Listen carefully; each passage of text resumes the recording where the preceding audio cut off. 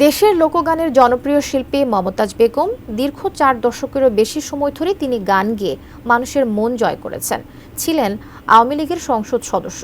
তবে শেখ হাসিনার সরকার পতনের পর থেকে গা ঢাকা দিয়েছেন মমতাজ। এর মধ্যে হঠাৎই তার একটি ভিডিও ভাইরাল হয়েছে। এরপরই প্রশ্ন উঠেছে, কোথায় আছেন সাবেক এই সংসদ সদস্য? জানাচ্ছেন সহকর্মী শাহাদাত রিফাত।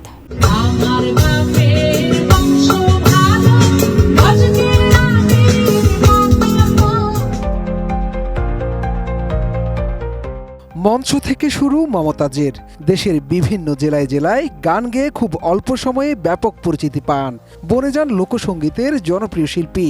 এরপর আর পেছন ফিরে তাকাতে হয়নি তাকে।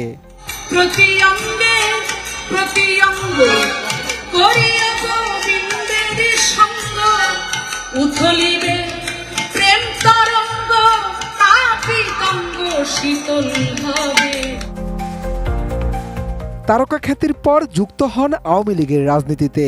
দলটির সংরক্ষিত নারী আসন থেকে হয়েছেন সংসদ সদস্য। এরপর নৌকার মনোনয়ন পেয়ে সরাসরি নির্বাচনে অংশগ্রহণ করে হয়েছেন এমপি। আমি দেশ বিদেশে ঘুরে ঘুরে জয় বাংলার গান গাই, আমার নেত্রী শেখ হাসিনা তুলনা যার নাই। অ্যান্টিব্যাকটেরিয়াল অ্যাডিটিভ যুক্ত সেরা ওয়াটার ট্যাঙ্ক বিশুদ্ধ পানিতে ব্যাকটেরিয়া জন্মাতে দেয় না। তবে আওয়ামী লীগ সরকার পতনের পর দলটির অন্যান্য নেতাকর্মীর মতো গা ঢাকা দেন মমতাজও। তার কোনো খোঁজ খবর নেই, গানের কোনো অনুষ্ঠানেও দেখা যাচ্ছে না দীর্ঘদিন ধরে। তাহলে কি দেশ ছেড়ে পালালেন মমতাজ? আমার হাতে বান্ধিবি, পাও বান্ধিবি, মন বান্ধিবি কেমনে? শুধু তাই নয়, অনেকেই জানতে চাইছেন মানিকগঞ্জ 2 আসনের এই সাবেক সংসদ সদস্য বর্তমানে কোন দেশে আছেন, নাকি দেশেই পালিয়ে আছেন তিনি।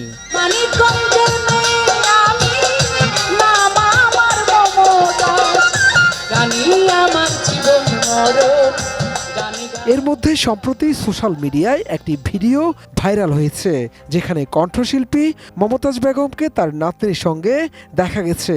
এই ভিডিও দেখে নেটিজেনরা মিশ্র প্রতিক্রিয়া জানাচ্ছেন। কেউ মমতাজকে শ্রম ও মেধার জোরে শূন্য থেকে সাফল্যের চূড়ায় ওঠার উদাহরণ হিসেবে দেখছেন, আবার কেউ সমালোচনায় মেতে উঠেছেন। গ্রামবাসীর মতে ছাত্র জনতার আন্দোলনের মুখে শেখ হাসিনা দেশ ছাড়ার পর থেকেই মমতাজ বেগমের কোনো খোঁজ মিলছে না। কখনো শোনা যায় তিনি দেশে আছেন, আবার কখনো খবর আসে তিনি বিদেশে পাড়ি জমিয়েছেন। শিল্পীর ঘনিষ্ঠ কয়েকটি সূত্র জানিয়েছে বর্তমানে তিনি দুবাই অবস্থান করছেন। তবে কিছু বিশ্বস্ত সূত্রের দাবি মমতাজ এখনও ঢাকাতেই আছেন এবং তার সাবেক এক স্বামীর মেয়ের বাসায় অবস্থান করছেন। মমতাজ বেগম 2008 সালে নবম জাতীয় সংসদের সংরক্ষিত মহিলা আসনে সদস্য মনোনীত হন। এরপর 2018 সালে একাদশ জাতীয় সংসদ নির্বাচনে মানিকগঞ্জ 2 আসন থেকে সংসদ সদস্য নির্বাচিত হন। তবে 2024 সালের দ্বাদশ জাতীয় সংসদ নির্বাচনে তিনি একই আসনে পরাজিত হন।